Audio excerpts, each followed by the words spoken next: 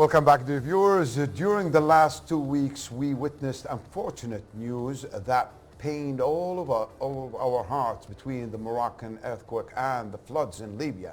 We saw clips of people caught by storms and earthquakes and swept away by the torrent, which claimed the lives of thousands of families and individuals. They were afflicted, lost and dead. They were in the dire need of food, medicine, clothing and shelter. As we have always known, the government and the people of the state of Kuwait are proactive in providing relief and humanitarian assistance to mitigate the effects resulting from the disasters and humanitarian crisis.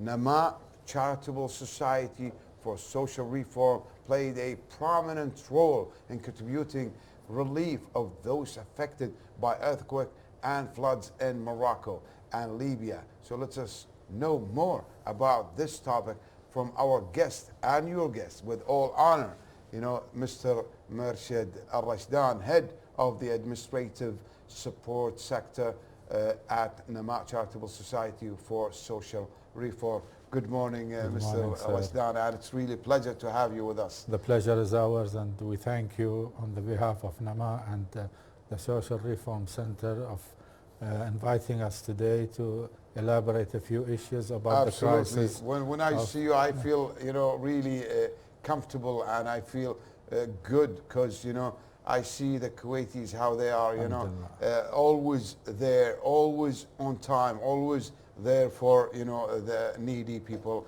in the whole world, despite the religion and the race and the whatever peninsula or the area. As you know, relief efforts has not a segment for religion or race. Absolutely. It is for humanitarian efforts, and exactly. In the end we are humans and we are brothers and sisters. We always have to cope and help the needy, and hopefully Allah subhanahu wa ta'ala will reward us with this. Inshallah. And this is what we are really proud of, as Kuwaiti. How do you see the Kuwaiti panic after the Moroccan earthquake and the flood in Libya, and the speed of response, Mr. Rashdan? Well, as you know, since 2 weeks, a lot of data is coming in, and a lot of information, and we've seen the amount of catastrophe, or how things has happened in Morocco and Libya. And to be honest, as our government has shown us every time when there is a crisis, they always urge NGOs in Kuwait to support to respond directly on the behalf of Kuwait, in addition with the support of the Kuwaiti government with all their facilities. And a good example would be, especially when catastrophe happens around the world, the Kuwaiti Air Force is a pioneer with helping charity organizations to reach into exactly. So it's like we have air bridge. Air bridge, exactly. And 72 hours after the catastrophe, eight charity organizations in Kuwait were boots on the ground there. And our CEO, Mr.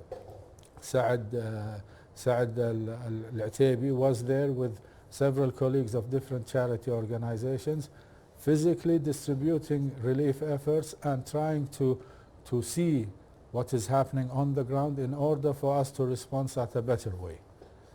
Amazing. So we watched with deep sadness the news of earthquake in Morocco, which left behind more than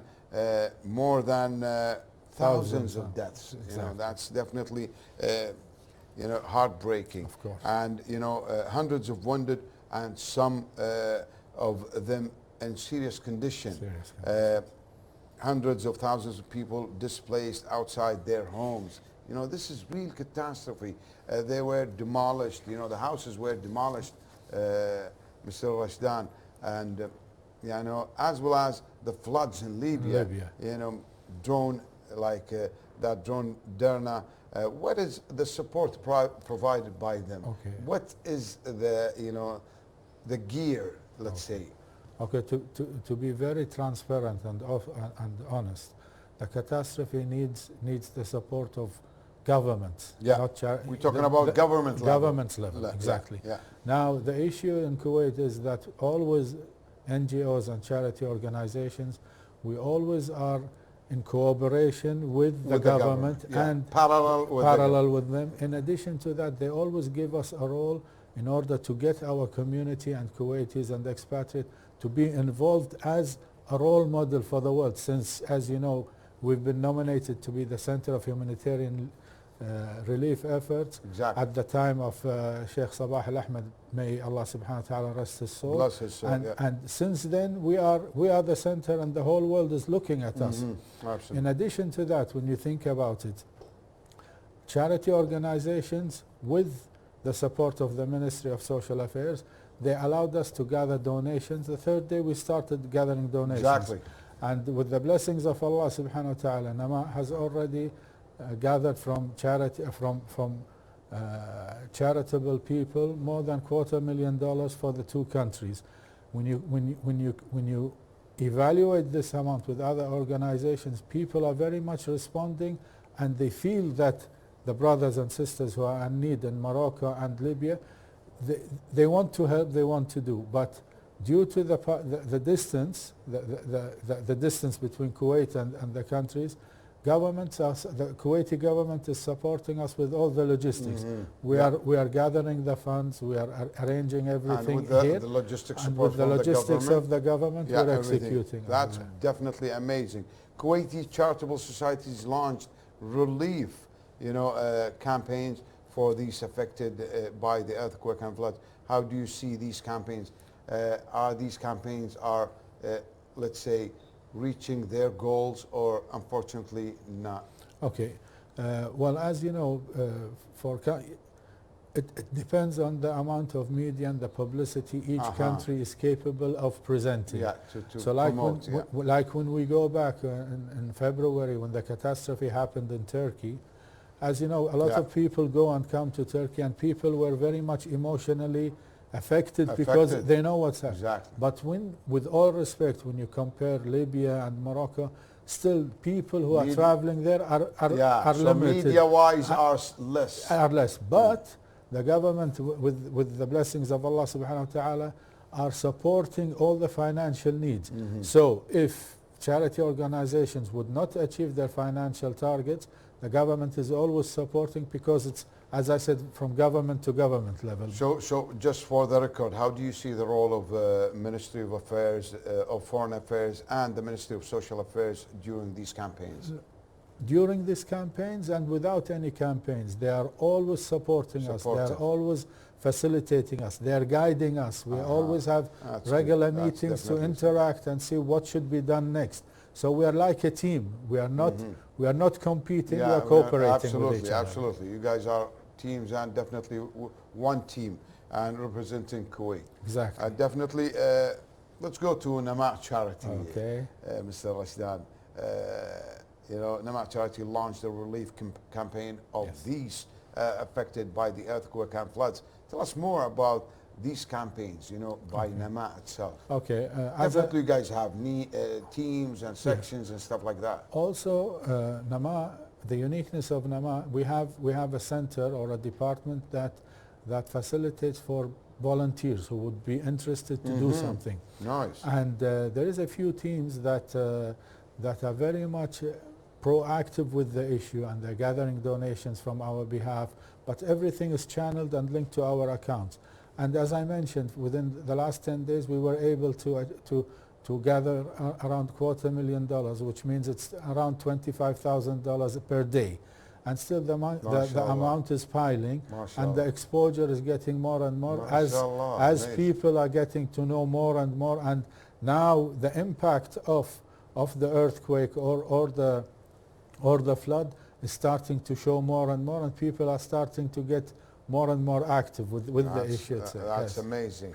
Definitely. The other day I came across one of the UN personnel, in humanitarian and always human aid. Believe it or not, Mr. Rashdan, he said to me, "You Kuwaitis should be proud of your, country." Alhamdulillah. I said, "Why?" I know, but I want to know his perception. Exactly. And believe it or not, dear viewers, he said, Kuwait, from the least and the only countries, who give without conditions. Exactly. Give without conditions. Give, you know, there are some countries, when they help a needy country, they ask them, you know, the market or whatever business there, you know. They negotiate. Yeah, they negotiate that. But Kuwait, the only country, dear viewers, and that's, you should be proud, and we should be proud. And just to elaborate on what you've said, there is a culture in the Kuwaiti and the NGOs. When, let's say, when people come from other countries and they ask, they have projects or whatever, they tell us, what are your conditions? What do you want? Our immediate response is, what do you need? What do you need? Exactly. What do you want? What do you want? The only request we have is that the organization should be approved by the Ministry of Foreign Affairs. This is, you know, this is, and the second is just to put the flag of Kuwait and the name of the charity organization. That's it. So Definitely. This is not conditions. This is not conditions. Exactly. This is just saying who's helping. That's it. Thank you very much, Mr. Rashdan. I want to, before we end it, you have a message or, you know, last word for our viewers about Namaء and the organization. You know, I always feel that it's very important for us as Kuwaitis to be proud, as you've mentioned. In addition to that, maybe a lot of people in Kuwait at the moment feel that Kuwait is a little late in some areas.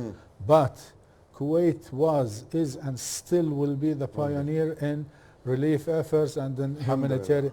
So this is an era, this is a heritage we have to continue, and we hope and we hope it will continue for years and years. مرشد الرشدان, you know, the head of Namaء charity, the head of administration support sector at Namaء Charitable Society. Thank you very much. Thank you, Mr. Howard. Dear viewers, we'll go for a break. After that, we'll be back.